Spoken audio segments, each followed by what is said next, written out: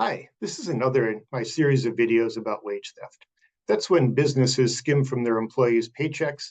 You, as the worker, don't get all the money that's due to you under law and salary agreements and contracts. This video is largely going through and talking about what some of the many forms that wage theft takes.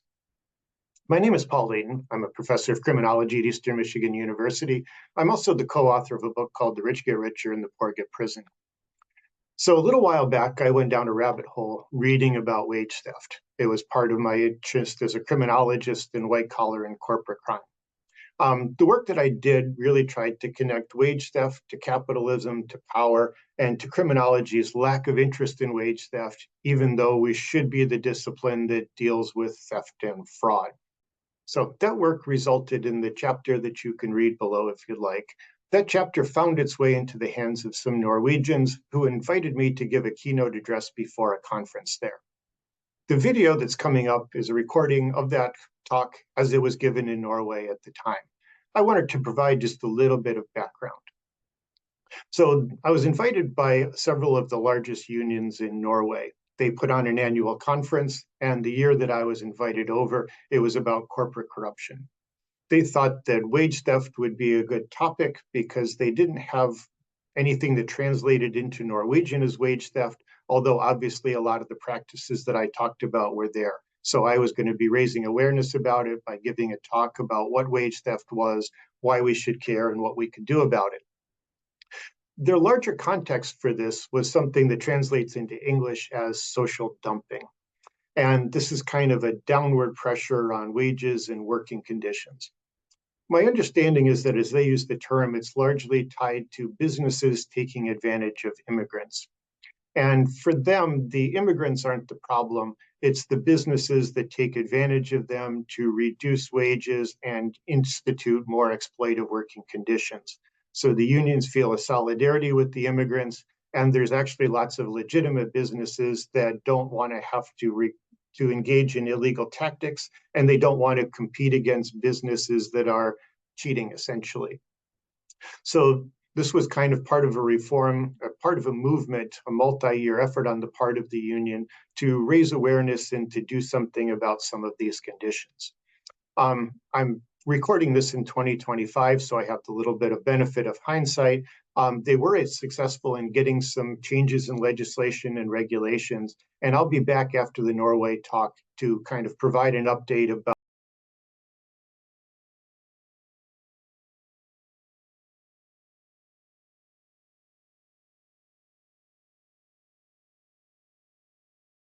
David. Now we have the second speaker of the day, Lunds Turi. Paul is the co-author of the book The Rich Get Richer and the Poor Get Prison, and in 2016 Paul asked his fellow criminologists why there is no criminology on wage theft. So subsequently Paul decided to set out to build one, and he will share his findings with us today. The floor is yours, Paul. Thank you.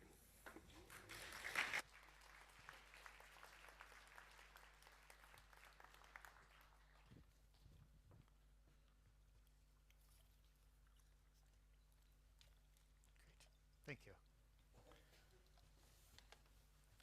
All right, welcome. I'm going to jump right in. Probably not where you expected me to jump right in.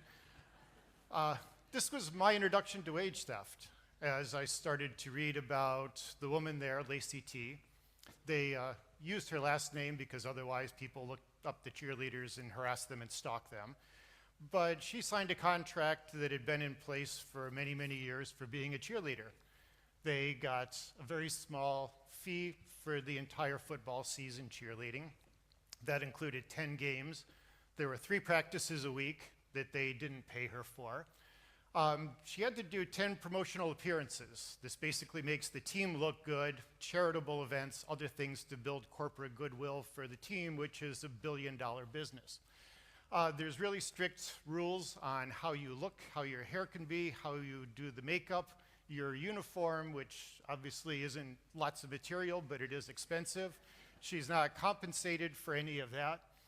And they fine the women money for lots and lots of violations, including things like you have a certain weight, and if you go more than 3 pounds over your weight, you can get fined for that. They also tell you that you can't be a stripper, you can't post nude pictures of yourself, but you do have to do a swimsuit calendar, which will sell to you cheaply, and then you can resell it to hustle a little bit of money. So this was an interesting case of wage theft. It wasn't quite what I expected as I started to think about it, but I think it has lots of interesting elements to it, because even though there were lots of women on the squad who had been through this contract, she was the only one who sued. Much later, as the suit progressed, one other woman joined her. She ended up obviously winning and got a settlement for a lot of the cheerleaders and former cheerleaders. The Raiders restructured the contract going forward, and a whole lot of other teams kind of said, yeah, we do basically the same thing with our cheerleaders. We kind of need to give them a better deal. But at the end of the day, they basically got all of the cheerleaders up to something close to minimum wage. It wasn't a huge breakthrough where you really see the value of the fitness and the ability to dance, to move, to do all the rest of it that the cheerleaders need to do. So this got me interested in wage theft. I hadn't thought about it before, even though I was a criminologist, and I started reading a lot about it, and that's kind of what I wanted to take you through today. This was no doubt aided by my own participation in the Professors Union where I work. I've been on the executive committee. I spent some time on the negotiating team, hammering out a contract for 700 faculty members. I've also been on strike a couple of times. So it was exciting to get the offer. It's really nice to do some international solidarity and to be here today with you all. Thank you very much for inviting me. As an American, I will be talking about wage theft in the United States. When it comes to wage theft, we are a great country. We have really perfected the art of wage theft. We have perfected the art of making much of the economic exploitation legal. We have perfected the art of making it appear that we're enforcing, but really keeping the enforcement agencies defective by design. I hope that this isn't your future, but it can be kind of a cautionary tale about how things unfold if we aren't really careful. So let's start off with the basics. Wage theft is non-payment of money that is due under your contract and under all of the laws that apply to that workplace. Business generally hates the term wage theft. Lots of the literature talks about wage and hour violations, because in the United States, there's a wage and hour division that's part of the Department of Labor that has enforcement responsibilities. So wage and hour violations is the technical term. I'll talk in a minute about why I prefer wage theft. But business kind of says wage theft is bad because it makes it seem like we're doing it on purpose. If it was a mistake, then you would get as much overpay as underpay. And that's not the way this goes. I've been talking to people for years now about wage theft, and they always say, well, what is that? I tell them, I give them some examples, and almost inevitably they tell me, oh yeah, and they give me a story. I'm still waiting for that person who says, yeah, I've been overpaid for years and nobody noticed, right? It doesn't happen. Most of the time, even if you're not familiar with the word, people know the experience. I've been amazed at how many people could give me an example of wage theft. I would say I worked for a pizza place when I was between college and grad school, and they just didn't pay me for all the hours I worked. And it was a little hard to keep track of hours between two jobs, but when I found out, I had a hard time confronting my boss because I depended on him for a schedule, for enough hours to support me, and basically to play nice so that my two jobs didn't conflict with each other. So it took a whole lot of pay periods of kind of chiding him about underpaying me before he kind of relented and I got back up to my full salary. Not any reimbursement for past theft, but just, getting the crappy pay that I was due. And this is kind of what we see throughout. Sarah was the other cheerleader who eventually joined Lacey T's wage theft. And her comment was that they keep telling you you're lucky to have this job. There are dozens of women who want to be cheerleaders who don't make the squad consider yourself lucky to have a job, but that really doesn't give them the right to create a bogus contract, to underpay people and exploit people. And we recognize that the cheerleader is a nice platform so you can launch personal fitness, you can become an Instagram influencer. There's a lot of things you can do with the cachet of having been a cheerleader, but ultimately still that doesn't mean you need to subsidize a billion-dollar corporation that is into sports, and you should ultimately still get your due. What we tend to see here, and a couple of forms that it takes in the big picture, we increasingly have franchises all over the place. It's funny wandering around Oslo and being familiar with so many of the companies and businesses that work here, but you create a franchise. The corporate office wants lots of money. They want to become a bigger corporation. They set unrealistic requirements, especially for labor costs as a chunk of revenue. The franchise tries desperately to meet all of these strict criteria and eventually kind of says, well, let's just do something illegal, right? We cut food costs, we cut worker safety, we cut consumer protections, and we cheat our employees. And then ultimately, we have wage theft. The worker tries to do something about it. We limit under law. They can only sue the franchise, which is their direct employer.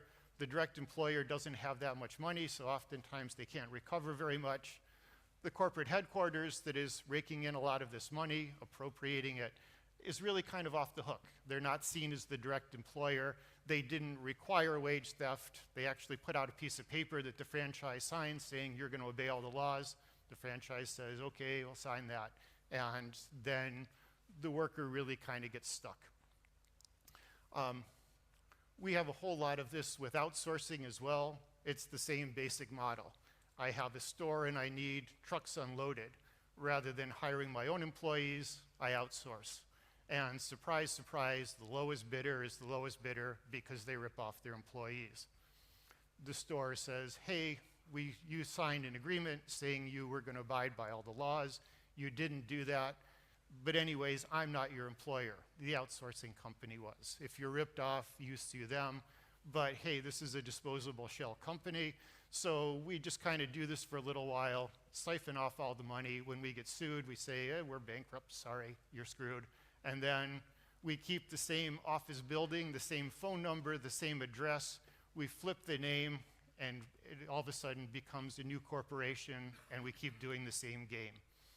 This is one of the few areas with corporate law where you can kind of be a snake and shed your skin, and the law recognizes you as a different snake, right? For most other purposes, we would say, yeah, that's the same snake, just in a different skin. We change our clothes and we're the same person, but for corporations, you can have the same group of people, but they change their skin, change their suit. They're different legally.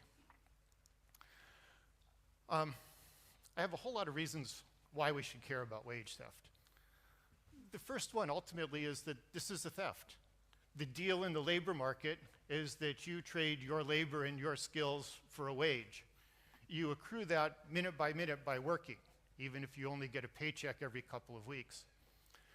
Ultimately, if somebody withholds part of that pay, that is a fraud. That is a theft. It happens over time. It's not somebody breaking into your house, confronting you on the street and taking your money. It's a little bit more polite than that, but it is still a theft of what is rightfully yours. Lots of times there's an element of extortion there too. If you complain, I am going to fire you, right? You have to take this as part of your job. Part of your job involves working for less pay than you really do. And in that case, there's an extortion that goes with it. There's a coercion behind this that we need to recognize. This impacts workers because they have less.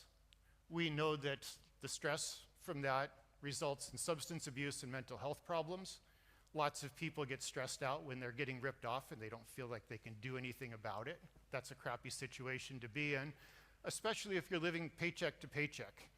That doesn't necessarily mean only poor people. Lots of middle-class people also live paycheck to paycheck on the edge. So that little bit that's skimmed adds a lot to the economic stress of the family or of the couple or just the individual. It also definitely undermines communities because that person is investing, spending less in the community. And it directly promotes inequality because it's the workers who are getting screwed, and that money is going up to people who already have a lot of capital because they've been setting up businesses. It's an unjust enrichment on top of the theft. As you look for allies to talk about wage theft, some people in government kind of get it. I'm very much in accord with a lot of the concerns that Dave just mentioned. Lots of times government pretends to enforce the law. We want a veneer, a facade of enforcement, but really do nothing. But you can find people in government who are concerned because ultimately this deprives government of tax revenue. If I'm supposed to get $1,000 in wages and I get $850, there's less taxes on that that go off to the government. If I keep getting wage theft for years, that's a substantial amount of money that I'm out and that the government is also out. If because of wage theft I fall below certain thresholds and I go to government for welfare benefits, that's more money out of government coffers that need to go into mine, again, to subsidize a corporation that's probably already profitable. We recognize that there's some organized crime groups that set up shell companies and do wage theft. You can talk to them about that.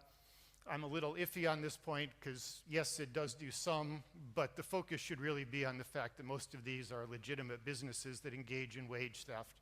We'll talk later about Walmart, but a lot of regular companies do wage theft as part of the business model, so I don't want to get too distracted by kind of wage theft by organized crime. Your partners are also honest businesses that are paying what they should to employees. Ultimately, if I am engaging in wage theft, I'm paying you less, I'm paying less in taxes, I can sell my product at a cost and undercut all of the legitimate businesses. Enforcement is really important because if I'm engaging in wage theft and I'm beating you on price, you either go out of business or you adapt and you do wage theft if I don't get caught. So when I can continue to engage in wage theft and put a lot of pressure on your business, you see your business shrinking because everyone's coming to me and nobody's doing anything about me, then you're going to engage in wage theft too. You see it's a clear signal, right? I need to do this to keep my employees in, even if they're getting less money, and it becomes a standard industry practice. You can see in the garment industry, when the Department of Labor did 1,500 investigations, it's a pretty good sample, 93% of them were engaged in wage theft. They even had it rigged so that the software generated falsified records, right? Let's not go and change everybody's hours. We'll just get a computer program to crawl through and subtract, 10, 15, 20% from everybody's paycheck before the paychecks are spit out. So that's that intentionality, right? We talked about that earlier. This is something that people think about doing. It is deliberate behavior. Wage theft is also going to victimize unions. If my union dues come out of the size of my paycheck, then there's less going to the union because my paycheck isn't what it's supposed to be. Even if I am not union, wage theft depresses my wage. It makes me more desperate for work at any cost. So I am going to be out there in the labor market undermining somebody who's trying to deal with collective rates and standard rates for a field. The other problem that we have is that everyone knows employee theft. Everybody knows that employees steal. It becomes kind of something that lots of workers or lots of businesses talk about. It's something out there in the industry a lot, how kind of workers cheat by punching in and then having coffee, too many bathroom breaks, there's all sorts of jokes about it, but nobody knows wage theft, and it makes it seem really one-sided. It seems like the employers aren't doing anything wrong, but they are the poor victims in all of this, right? They need more labor regulations to make up for all of the bad things that employees are doing in the workplace, and we don't have that counterpoint. Wage theft becomes invisible, right? You do a Google search, I get 22 million results for wage theft, but I get 5 times more for employee theft. And this leads to the situation in the United States where Walmart, during a period of about 6 years in the early 2000s, had $1 billion worth of settlements for wage theft claims. At the same time, they had a woman who was a retiree. She was taking care of a disabled son. And she would, as she closed the store and cleaned up at night, open packages of cookies and crackers and eat them. And they caught her on camera, and she said, "Yeah, I've been doing this for years." So even though it was a couple bucks per package of cookies and crackers, when she said she'd been doing it for years, they said, "That's a lot of money. This is a felony. We're going to charge you with a serious crime for doing this." So this is kind of the imbalance that happens when we're not paying attention to it and actively putting this idea out there that this is theft. It's not a polite term for having your paycheck lighter than it should be. It is theft. Let's talk about it like that. Let's talk about the criminal law, even though there's some limits to that, but let's talk about it as a crime and a social wrong in not so polite terms. I have lots and lots of examples. So this is to kind of give you some idea of the sweep of this. The basic one is that you don't get paid for all the hours you work if you're an hourly employee. As we've seen, we have computer programs that are set up just to skim hours right off the top. We also find that this happens a lot to retail and service employees who work erratic schedules. I work for 2 weeks, but different hours every day, and then 2 weeks later I get a paycheck. How do I know that all of the hours are actually accounted for? It's kind of a crazy life. We all have a lot more going in, and this is part of the conditions that allow it to happen, especially when workplaces make it hard for employees to check up on back and see their punch cards, see other things that are done to create the business records. Lots of employers will withhold a final paycheck, basically say, "You quit on me, so screw you, I'm going to keep this, come back, if you dare." Withholding tips from lots of employees that depend on it, especially now that we just stick our credit card in and the tip goes onto the credit card. It's not left on the table for somebody like in the old days. And also there are times when paychecks bounce. So if you do this enough, yes, people slowly leave, but you can kind of stretch it out and maybe make 5 pay periods into 4 paychecks and end up kind of keeping everyone off balance. Overtime rates, and I understand you have a special rate for Sunday. In the United States, after 40 hours, it's supposed to be time and a half. Lots of times employers don't do that. You worked 45 hours, but it's just times your regular rate. There are certain categories of salaried employees that are exempt from overtime requirements, so we try to play around with who is exempt and tell you that you are exempt from overtime even if you aren't. We also have a really low dollar threshold for who is an exempt employee. It was supposed to be really middle management and above, but we haven't updated that number for inflation now in about 2 decades, so now more and more working class people are exempt from overtime. You can give people a slight pay bump and get them over that. They're exempt from overtime, and then you can work them as much as you like. We find lots of people trying to structure a business so that an employee technically has a different employer for doing the same thing. We see this especially in restaurants. Somebody will own 2 restaurants, and they'll say, well, these are 2 businesses. You work 30 hours for one and 30 hours for another, but you don't get overtime because these are different jobs, right? We try to divide up the jobs, so one day you're in the kitchen and one day you are doing something else. So these are different positions, so the overtime doesn't accrue. We also find people just trying to take arbitrary start dates and times. Your work week isn't Monday to Monday. It really started Tuesday at 4:30 in the afternoon and goes for 7 days. And during those 7 days, you didn't work more than 40 hours. We have a lot of minimum wage violations. We have a really, really low minimum wage in the United States, but we still find ways to pay people less for it.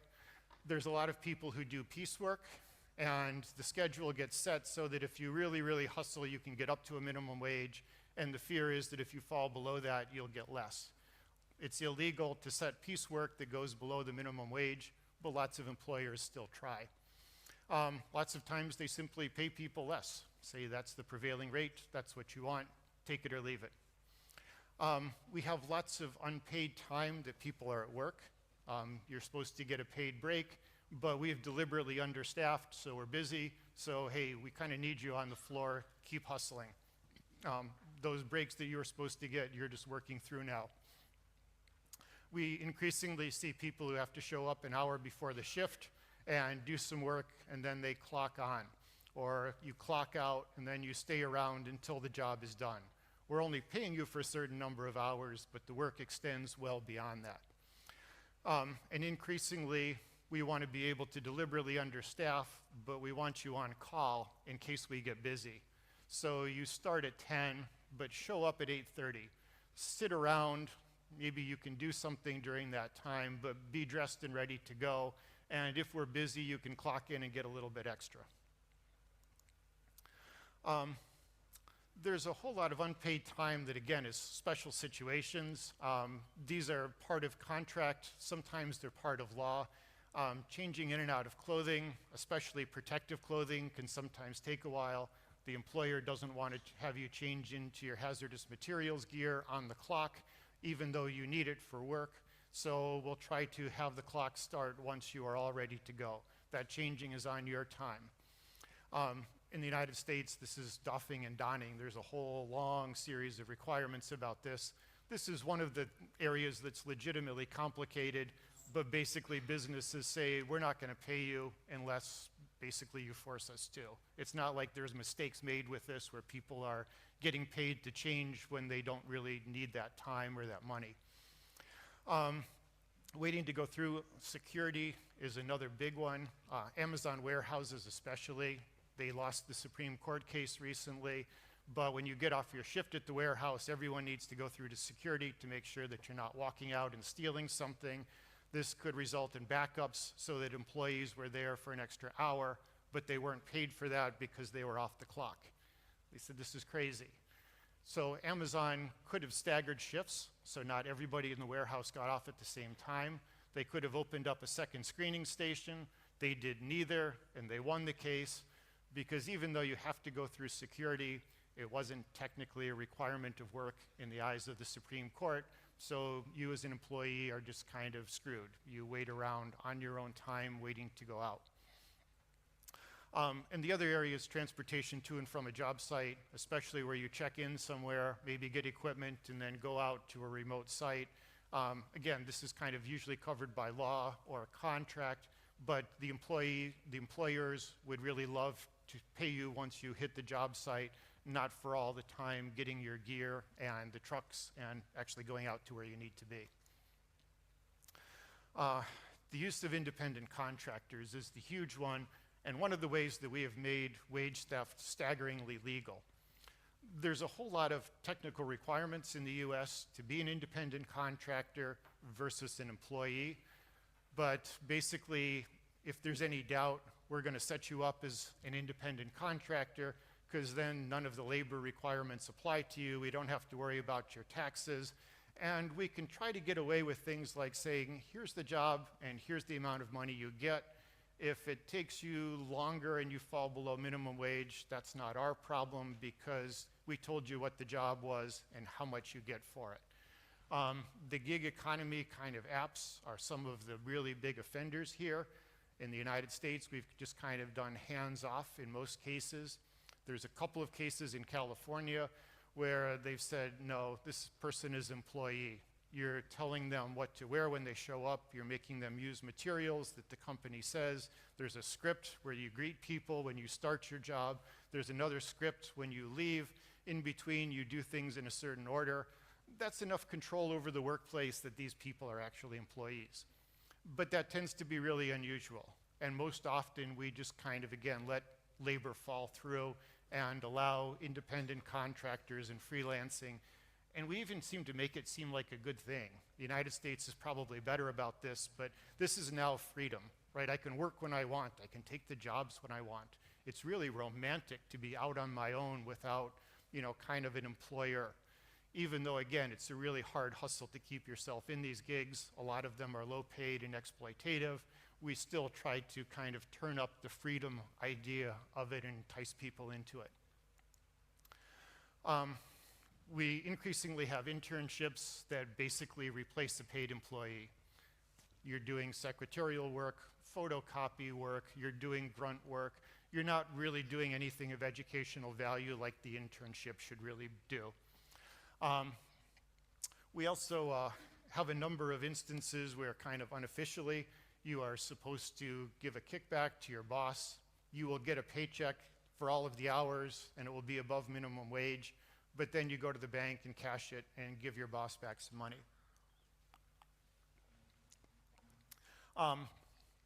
Lots of times you're supposed to give your employees a couple of weeks notice, up to a month of notice that they're fired, that things are done. There's a severance payment. We just don't do any of that. You're fired today, don't come back tomorrow. That income that you thought you would have, that's not there. And oftentimes, again, it's done in a way that will classify you so that you can't get any kind of worker compensation, unemployment claims, or other things that would support you after you leave.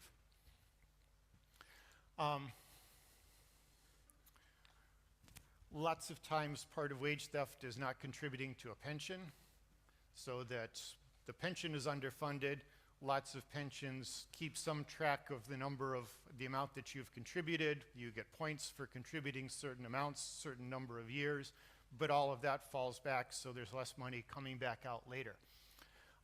In the United States, we have to pay ridiculous amounts for our health care. Lots of times that employer contribution isn't done. Employees go to get health care and then find that they're shut off, that they don't have the insurance, and then you get hit with the full weight of a medical bill, which again can be really staggering. There's also a lot of non-reimbursement for things that are required for the company. We need you to go to a conference, but we're not going to reimburse you for the conference fee or for mileage or for anything else that day. Some of the other aspects are kind of negotiated, but they might tell you when you start, oh yes, your uniforms are provided, then you find out that they're not, or that there's a laundry charge that tends to be really excessive. But there's a lot of ways, again, that work can kind of scrape back part of your salary in ways that are either shady, ethically questionable, or downright illegal. And finally, we have a whole lot of illegal deductions. People will say, you were here for 10 hours, but you did crappy work, so we're only going to pay you for 9. There are supposed to be disciplinary procedures in place to deal with that. You don't take it off the top in somebody's wage. Lots of times when the cash register is a little bit short, it's assumed that you stole, so we'll take it out of your paycheck. That is illegal in most states, but lots of places still do it. Trying to charge you for broken equipment, spilled materials, you dropped some plates, you did something in the lab, you broke specialized equipment. Again, there should be other ways to do this. You can't take it out of an employee's paycheck. Lots of times deductions are done without any kind of notice. You just find that your paycheck is short, and there is just kind of a cryptic deduction or something else so that you don't know what it actually is. You have a hard time finding out why they took money out. There's not documentation that something was broken or something was inappropriate, and you don't have an appeals process to challenge it. You're just going into your boss saying that's not fair, but there's no formal way to create a record so that you can appeal it. Your boss has a conflict of interest. He or she profits when they don't give you money, and then you say that's not fair and try to challenge it. They decide whether or not their earlier decision was fair. So you end up not getting a fair hearing over the deductions. We also forget that even legitimate deductions can't take you below the minimum wage. And that was probably part of the problem with the cheerleaders. Not only is it kind of questionable some of the things that they were trying to charge the women for in terms of fines, but if you set up a whole system with lots of fines that people know about, and you end up taking back all of their paycheck, that's illegal. There should still be a minimum wage there after you deduct all of the fines. So we have some questions about what we can do about all of this.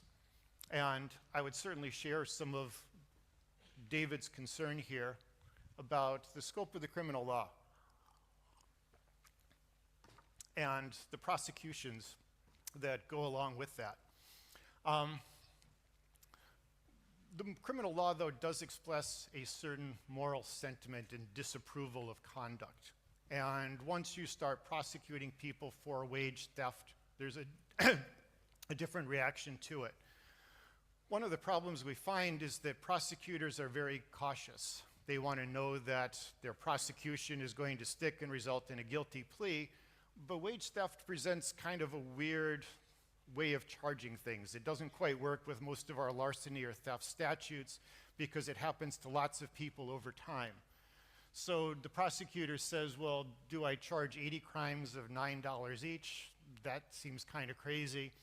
Is it by the employee, right? We have 10 employees who have all had $72 stolen for them, so is this 10 charges?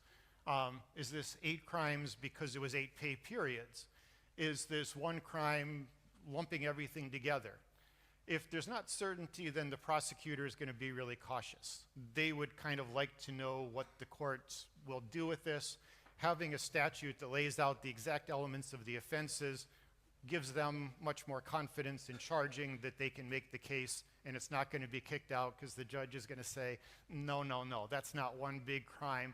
You've got all of these people here, and you've got all of these pay periods. We also have some enforcement through civil suits. In the United States, whatever you can prove you recovered, or whatever you can prove was taken from you within the statute of limitations, you can recover that plus 100%, then there's some attorney's fees out of it. The problem is that attorneys don't tend to take cases involving just a couple of people at small workplaces. They want a big workplace with lots of employees and lots of money to make it worth their time, so you tend to have lots of smaller businesses that basically are unaccountable through the civil system. We also have the problem in California that 83% of successful wage suits. So I was ripped off, I challenged somebody in court, I provided the documentation, the court says, yes, you were the victim of wage theft, you deserve money back. In 83% of those cases, there was no money that was collected because the company went out of business and they no longer existed. They just shut down and pulled up stakes and disappeared. So although this is important kind of practically and theoretically, it also does pose some real limitations in terms of enforcement. It's good to have a system like this in place, but again, it's not a gold standard. There are some regulations that are helpful. Lots of times they're hard to get into place because companies oftentimes do push back on your regulators. But having a basic law in place that allows a penalty wage if you haven't paid your wages within 3 days of when you were supposed to. We should also make penalties for having a charge against you in court, some kind of settlement, and not paying that within 90 days. Your pay stub here, little part that goes along with your paycheck, can be a real useful document. You need to go into court and prove that you worked a certain amount and didn't get paid for it. Lots of details of the pay stub can be helpful in documenting what you were paid for. Then it's still up to you to prove that you did more than that or that something was wrong with that, but at least you have down your employer's version of events there. In the US, lots of places limit you to 2 years of wage theft. So if I work for somebody for 3 years, then they basically, I can only sue them for the last 2 years of wage theft, not all 3. There's no interest that accrues on that settlement. There's the 100% penalty, but nothing else above that. And we should be allowing suits against corporate headquarters, the people who are outsourcing. Allow folks to go after the deep pockets. If I can sit in my corporate headquarters and kind of dictate structures that make wage theft more profitable or more probable and sit back and rake in money and not be accountable for it, I'm going to keep doing that. Even if the franchisees keep getting dinged, even if my outsourcers keep getting in trouble with the law, I'm ultimately the source of the problem and nothing is coming back and sticking to me. Employees are increasingly using apps to log in when they get to work. They can look up and see how many hours they've worked and what their paycheck is likely to be. It would be really nice too if there was some kind of audit trail. So there was a flag that went up and said, hey, you logged in this number of hours, but somebody just changed that so you're getting paid less. So you would be able to deal with it, know it, screenshot it as documentary evidence. Making sure that the law is really clear about what is an appropriate deduction, what are the scopes of appropriate deductions, that they need to be clearly explained You can't just kind of say fine, fine, fine, fine, fine, and without saying what they're for. Make sure that the employer has documentation, that there's an appeals process, that they give you notice of the appeals process while you're getting fined and having those deductions. Government enforcement is a real problem. A lot of these agencies, the wage and hour divisions in the United States, are defective by design. A couple of states don't have investigatory power. So if you call them and say, I'm the victim of wage theft, they can help you as an individual fix it, but they can't go out to the workplace and say, does this happen to anybody else? We know certain sectors of industry have a lot more wage theft than others, but they can't go and investigate them. They can only respond to individuals who call, right? That's defective by design. That's meant to be a show of regulatory enforcement that doesn't amount to much. So we need to do things like that. Government can work with the honest businesses so that they don't get put out. Again, there's kind of that mutual interest there that helps a little bit. Obviously, identifying high-risk industries. You probably have some sense of this from the work that you do, who you compete against. Oftentimes, it's known. There's just no enforcement and follow-up. And trying to make sure, again, that there's kind of well-funded agencies that are looking out for workers. And again, this is hard because everyone likes smaller government. That's part of smarter regulation. Certainly, government can play a role in educating businesses, trying to reduce those mistakes that don't really happen, but at least putting them on notice so it makes it more likely that any violations are intentional because they have been told. We can also do public notices of violations to try to shame people, and obviously help out educating workers, especially ones who aren't protected by a union. There's a lot that unions can do too, not only educating workers, but all of the upcoming students. And this is particularly kind of by industry. Every industry tends to have its own little scam, its own way to skim wages or exploit people that's kind of on the verges of the law or outright illegal. But making sure people know about these so it's kind of industry specific. What do you do to complain? Who do you complain to? What does the paperwork look like? Is there anyone who can help you fill it out? Protecting workers who complain, because lots of times somebody will complain and they'll get fired, and then nobody else wants to complain. So we need to protect the people who are leading the charge and saying, hey, this is unfair, you're ripping us off, make this right. Obviously making attorneys available and trying to survey people in different areas of industry to find out their experiences. Sometimes it goes on for so long that people take it for granted that that's the way things work. That's kind of one of the shocking things about this. So once in a while you kind of need to ask them, because if you just say, hey, is there any kind of criminal or illegal activity going on? It's like, no, that's the way we've been doing it for years. So we can also try to work to hold agencies accountable when they don't enforce the law. Sometimes this, again, is a public shaming. Sometimes this is private meetings to try to increase enforcement. Trying to forge those alliances with honest businesses who can also sometimes have a little bit more clout to challenge government to do better. There's lots of community groups that some workers will be in, especially low-paid workers, immigrant groups. Try to find out where the folks are. They're also hearing a lot of stories about the struggles in the workplace. They can be good allies. And in the United States, there's a small number of worker centers to help out non-union workers who don't have that union infrastructure.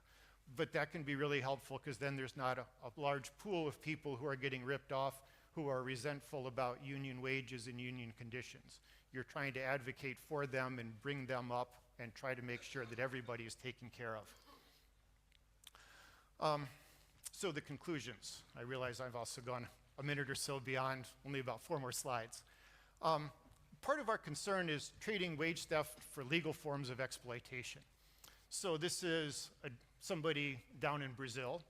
It was actually posted on Reddit with the future of work as a question mark. But this guy is delivering meals from a restaurant that he doesn't work for. And he's doing it through an app that he doesn't work for. And he's riding a bike that he doesn't own, that he kind of rents through part of the sharing economy. Right, so we have a worker with absolutely no assured rights and not even an employer. So obviously no union there to protect him either. And that's a lot of the concern about the way we're moving with the independent contractors and the rollback of regulations. There's a whole lot of different things we should be concerned about that are kind of legal wage suppression. In the US, we had Silicon Valley. They just decided that they would not hire each other's current employees. And normally, if you hire somebody away, you offer them a better salary to come with you. So oftentimes, employees would move around, but that was inflating the salary. Apple was having a hard time keeping billions of dollars in the bank, so was Pixar and all of the others. So they needed to kind of clamp down worker salary. We increasingly in the United States are seeing non-compete agreements. Jimmy Don teaches me how to make a sandwich, and I can't work for another restaurant within 100 miles for a year. I work for a camp counselor, and they say, well, you taught me how to be a camp counselor. You can't go to work for another camp within 50 miles for the next 2 years, right? That drives down wages. It means that you, as somebody who signed one of these, only have limited options to go back. There's a lot of anti-union activities. We were talking over lunch the other day about all of the industries out there to break unions. When we negotiated the professor's contract for a couple of years, we had somebody whose specialty was union breaking. He didn't break us, but he definitely played hardball. We still have unpleasant things to say about him many, many years later. So I guess I would leave with the thought that even though wage theft is a new term, lots of people know what's going on. If you talk to people out there, they often know that something is wrong with the paycheck. The problem is that they can't really do anything about it. And basically, as we find workers who are desperate, who are marginalized, who don't feel like they're part of anything, that they're not protected, they feel like this is part of the condition of work. That yes, I don't get what I'm promised, but this is kind of the economy rigged against me and I just have to take it. And that tends to be the problem that we really need to work against and struggle against. So workers know that it's happening. They don't feel like they can stop it. On the other side of things, employers have a feeling that they're not going to be held accountable. Nobody's going to do anything and nobody's care, so they can get away with it, and so they will, because it's more money in their pocket. So thank you very much. I hope that this doesn't happen to you.